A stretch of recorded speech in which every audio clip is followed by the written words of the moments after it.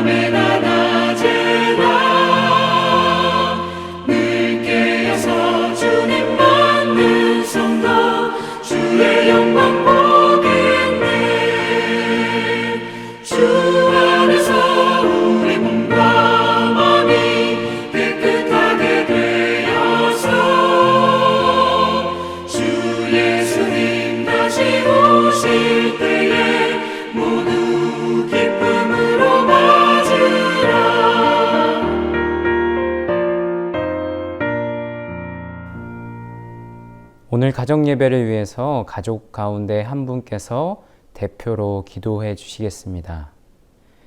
기도 후에도 음악이 흐르면 조용히 묵상하시면서 개인 기도 시간 이어나가도록 하겠습니다.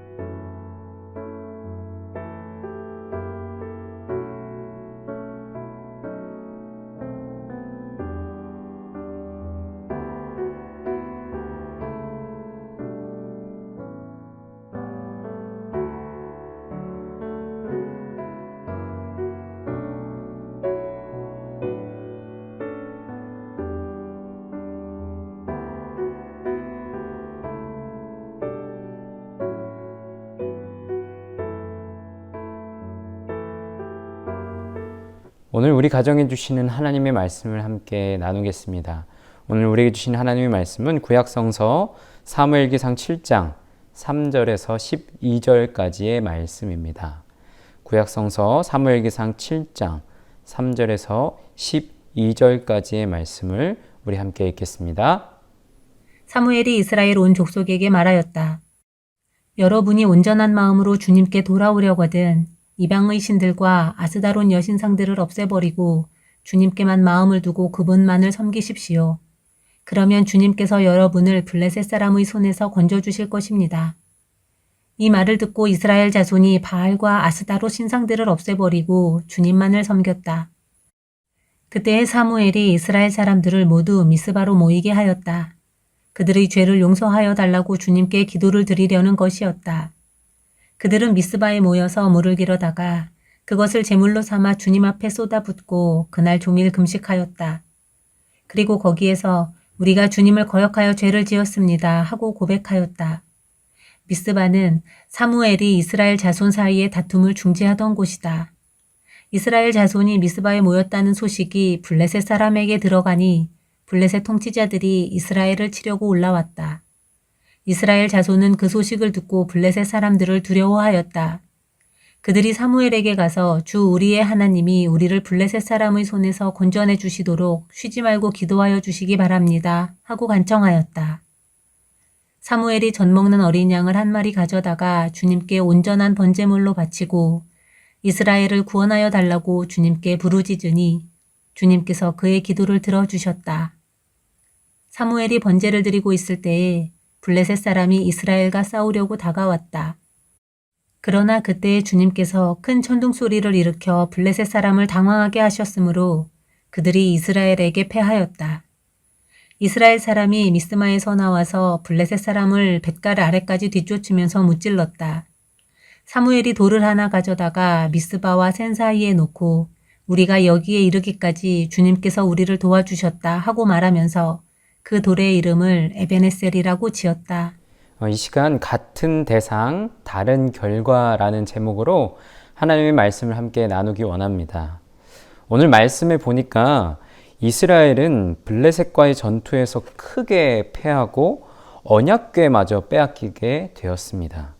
언약궤는 우리가 잘 아는 것처럼 예루살렘 성전에 안치되기 전까지는 이스라엘과 늘 함께 했습니다. 언약궤는 하나님의 임재 또 하나님의 능력을 상징했습니다. 그럼에도 전투에서 실패한 이유는 무엇일까요? 그 이유는 바로 하나님께 구하지 않았고 하나님을 언약궤로 수단으로 여기면서 언약궤를 이용하려고만 했기 때문이었습니다. 후에 이 언약궤는 하나님의 능력으로 다시 이스라엘로 돌아오는데 원래 있었던 곳으로 오지 않고 인접한 기럇 여아림에서 20여 년 동안 머물렀습니다. 이는 이스라엘과 하나님과의 관계가 완전히 회복되지 않았음을 보여주는 말씀이겠죠. 이때에 사무엘이 하나님과의 관계 회복을 위하여서 한 가지 제안을 합니다. 이스라엘 안에 있는 모든 이방신들의 우상을 제하고 오직 하나님께만 마음을 두라라는 제안이었습니다.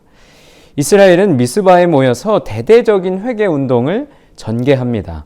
죄에 대한 철저한 회개와 자기 반성 없이는 하나님과의 관계 회복은 불가능했기 때문입니다. 그런데 이때에 블레셋이 이스라엘을 치기 위해 올라온다는 소식이 들려오자 이스라엘은 두려워 떨었습니다. 이전에는 블레셋을 두려워 떨었는데 지금은 이스라엘이 두려워하고 있습니다. 여러분, 그렇지만 이번에는 대응하는 방식이 조금 달라졌어요. 이전에는 언약궤라는 형식에 얽매여 있었지만 이번에는 사무엘에게 기도를 간청합니다. 싸우러 나가기 전에 먼저 기도했다라는 거예요. 그러자 하나님은 큰 능력으로 개입하셔서 이스라엘에게 승리를 허락하셨습니다. 전에는 패배했지만 이번에는 승리한 것입니다. 무엇이 상황을 역전시켰을까요? 그것은 바로 기도였습니다. 그렇다면 우리는 어떻게 기도해야 하겠습니까? 첫째로 이스라엘은 부끄러운 것들을 제거했습니다. 비우지 않으면 채울 수 없다라는 거예요. 둘째는 지속적으로 기도해야 합니다. 바울은 쉬지 말고 기도하라고 말했습니다. 셋째로 온전한 예물을 드리고 기도할 때에 하나님께서 응답하셨습니다. 마지막으로 승리한 후에 이스라엘은 돌을 취해서 세우고 에벤 에셀의 하나님을 찬양했습니다. 응답받은 후에도 받은 은혜에 감사하면서 기도의 삶을 살아야 한다라는 것입니다. 기도하지 않는 것은 하나님이 필요 없다는 영적인 교만함을 뜻합니다. 하나님은 기도하는 인생을 지키시고 세우시는 줄로 믿습니다. 그 은혜와 고백이 우리 가운데, 우리 가정 가운데 흘러넘칠 수 있기를 주님의 이름으로 축원합니다. 아멘. 오늘 말씀을 통해 받은 은혜와 기도 제목을 나눈 시간을 갖겠습니다. 그리고 은혜와 나눔의 삶을 통하여서 주어진 질문 내용을 나누셔도 좋습니다. 성도의 교제 가운데의 은혜는 더욱 풍성해지는 줄로 믿습니다. 이 시간 은혜와 기도 제목을 나누고 함께 중보 기도하는 시간을 갖도록 하겠습니다.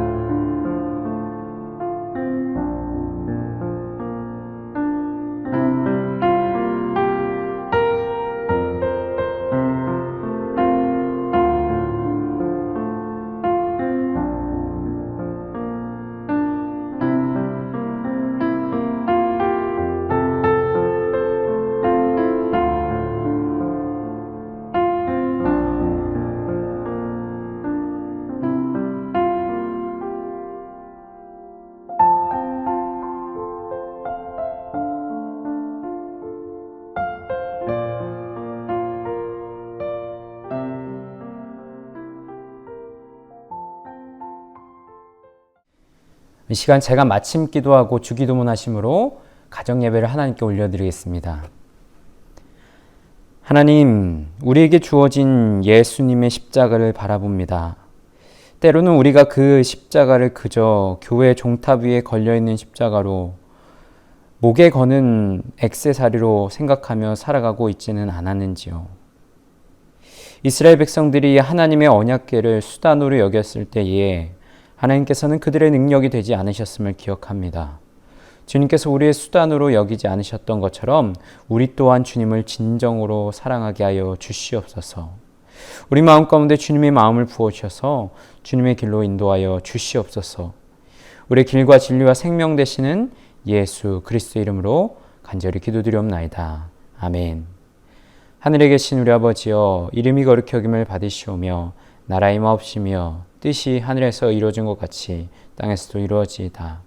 오늘날 우리에게 일용할 양식을 주옵시고 우리가 우리에게 죄 지은 자를 사하여 준 것 같이 우리 죄를 사하여 주옵시고 우리를 시험에 들게 하지 마옵시고 다만 악에서 구하옵소서. 대개의 나라와 권세와 영광이 아버지께 영원히 있사옵나이다. 아멘.